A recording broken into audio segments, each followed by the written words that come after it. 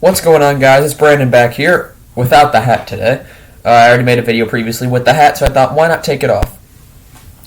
This game, over before it started, that's for sure. I knew Chicago wasn't going to beat Winnipeg, but I didn't think it'd be that early that I thought it'd be over. It was Fleury versus Comrie. Fleury would save 28 out of 33 in the loss. Comrie would save 17 out of 18 in the win. Hellebuck was having a child, so couldn't really play. This November 5th, 7 p.m., Game 12 was in Winnipeg, and Winnipeg wins 5-1. Hawks move to 1-9-2. It ain't pretty. That is for sure. Shots were 33-18 to Winnipeg, so Winnipeg almost had double the Hawks shots. Hits were 25-24 Chicago, and faceoffs were 26-23 Winnipeg. Gaudette and Strome were in. Kara and Stillman were out. Reese Johnson got sent down to Rockford. Beaudin got pulled up. Beaudin played for Stillman. And Kara couldn't cross the border since he just had COVID. And then Stillman also couldn't cross the border because he just had COVID. Stastny had a breakaway early, and not even about 47 seconds into the first period. It's at 19-13. Winnipeg goal from Paul Stastny's fourth of the year from Ehlers and Kopp. Kopp was having a good night to make it 1-0. And that was, I'm like, yep, I should just stop watching now. But I couldn't do that because I do this now because I want to do it, and I'm going to commit to watching every game for you guys. And, yeah, this is the thing I hate about Winnipeg fans.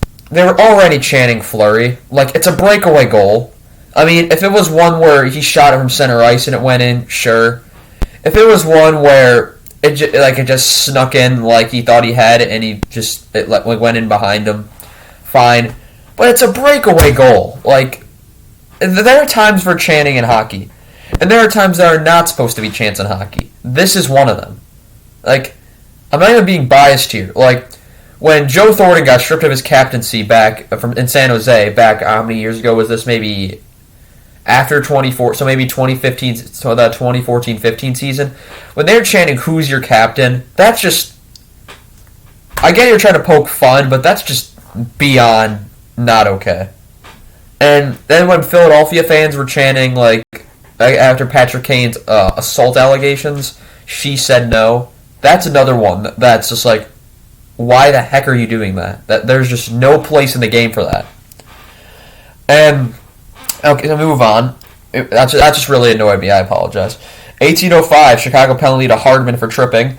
Fleury made a good save on Connor and Dubois and on a Hawks turnover. But then at 17:37, it's a Winnipeg power play goal from Neil Pionk, his first of the year, from Kopp and Connor to make it 2-0. Then it was pretty back and forth. The puck was in the Hawks' crease. Hagel clears it. Fleury has been sharp since the second goal, and then at 8:26, Winnipeg penalty to Dubois for holding Kane's stick, which would be killed because at 7:14, Chicago penalty to DeBrincat for high sticking, which would be killed. It was also 4-on-4. Winnipeg is in control of this game, I wrote down at this point, and then at 1:22, Winnipeg penalty to Wheeler for hooking, which would be killed. And this team is fast. This was a fast team. And there were only a couple of whistles in that first period. Maybe I counted maybe 4 or 5. And we move on to the second period. Kane had a continued power play shot saved. 1921, there's a Chicago goal from Ryan Carpenter, which would be challenged for offside. And Winnipeg wins the challenge, and it's no goal. There were continuing Fleury chants even when nothing was even happening, so I don't even know what that was about. That's kind of my reaction to that. And then I finally wrote down, Winnipeg was never known for their class. Am I wrong? Then we have, there were a lot more whistles and stopped pucks by the goalies in the second period, slowing the game down. And then we had a good save by Fleury on Kopp, a one-timer. Fleury has stood after early his first 2 goals. And then right after I wrote that, it's another breakaway. This time it's a Winnipeg goal by Dominic Toninato. I think that's how you pronounce it, for his first of the year. Never heard of him before this, so good for him. My bad. Sorry, just hit my camera. That's from Kopp to make it 3-0. So Kopp already has 3 points on the night.